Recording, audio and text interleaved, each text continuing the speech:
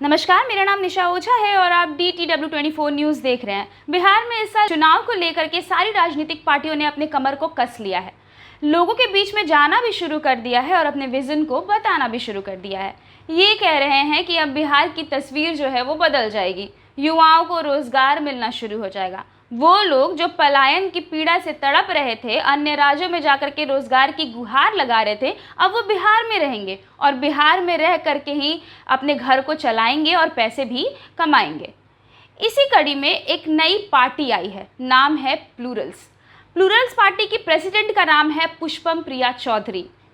बिहार की राजनीति में हड़कंप तब मच गया जब पुष्पम प्रिया ने 8 मार्च को यानी कि विमेंस डे के दिन खुद को सीएम उम्मीदवार घोषित कर दिया। सारे अखबार के फ्रंट पेज में बड़ी बड़ी तस्वीर के साथ ये छपवा दिया कि बिहार में बदलाव होगा और वो खुद को सीएम उम्मीदवार घोषित कर रही है।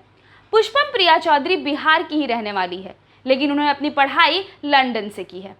पुष्पम प्रिया चौधरी ने अखबारों में इश्तिहार के साथ साथ पटना की सड़कों पर बड़ा बड़ा पोस्टर भी लगवाया था, जिस पोस्टर में लिखा था कि बिहार को रफ्तार चाहिए, बिहार को पंख चाहिए, बिहार को बदलाव चाहिए, क्योंकि बिहार बेहतर का हकदार है और बेहतर संभव है। अगर आप घटिया राजनीति से बचना चाहते हैं तो बेहतर विकास के लिए प्लूरल्स से जुड़िए। प्लूरल्स उनकी नई राजनीतिक पार्टी का नाम है, जिसमें उन्होंने कहा है कि जो बिहार से प्यार करते हैं उनके लिए ये प्लेटफॉर्म बहुत सही है। साथ ही साथ उन्होंने अपनी पार्टी का शीर्षक रखा है जन गण सबका शासन। ऐसे में सवाल ये है कि क्या लंदन से पढ़ी ये 32 वर्षीय महिला सच में बिहार को लंदन बना देगी और बिहार को बदल देगी? उनका ये दावा है कि उन्होंने 2030 तक का रोड मैप और ब्लूप्रिंट तैयार कर लिया है। साथ ही उन्होंने ये भी बताया है कि प्लूरल्स को बनाने के पीछे एक ही कारण है और वो है बिहार में बदलाव, मतलब कि यंग बिहार मूवमेंट चाहती हैं पुष्पम प्रिया चौधरी। बिहार में उच्च शिक्षा का नामांकन दर महज 13% है और भारत का औसत इसी वजह से यानी कि बिहार की वजह से ही खराब हो रहा है। अगर ऐसा ही चलता रहा तो बिहार को बेहतर होने में और 20 साल लग जाएगा, ऐसा कहना है पुष्पम प्रिया चौधरी का। इसी के साथ प्लूरल्स पार्टी के जनरल सेक्रेटरी अनुपम सुमन ने जानकारी दी है कि पार्टी राज्य के सभी 243 विधानसभा सीटों पर अकेले दम पर चुनाव लड़ेगी। उम्मीदवारों की घोषणा 1 महीने के भीतर कर दी जाएगी, जिससे कि उम्मीदवारों को अपने क्षेत्र में चुनाव प्रचार करने में और जनसंपर्क करने में अच्छा समय मिल जाएगा। उन्होंने कहा कि पार्टी ना चुनाव के पहले और ना चुनाव के बाद किसी के साथ गठबंधन करेगी, क्योंकि उनका सपना है कि सत्ता में आने के बाद 10 साल के बाद बिहार को वो राज्य बना देना कि बिहार देश का नंबर 1 राज्य बन जाए।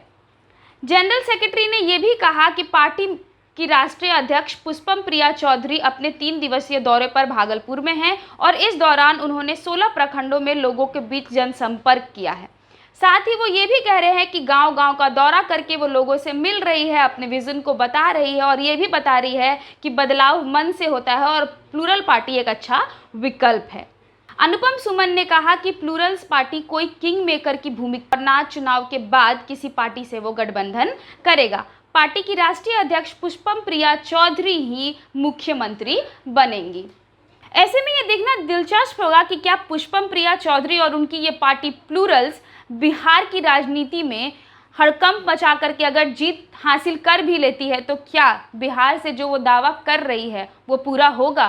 क्या जो वो गांव-गांव घूम करके युवा को ये कह रही है कि वो रोजगार दिलवाएगी और बिहार की तस्वीर को बदल देंगी, वो संभव है?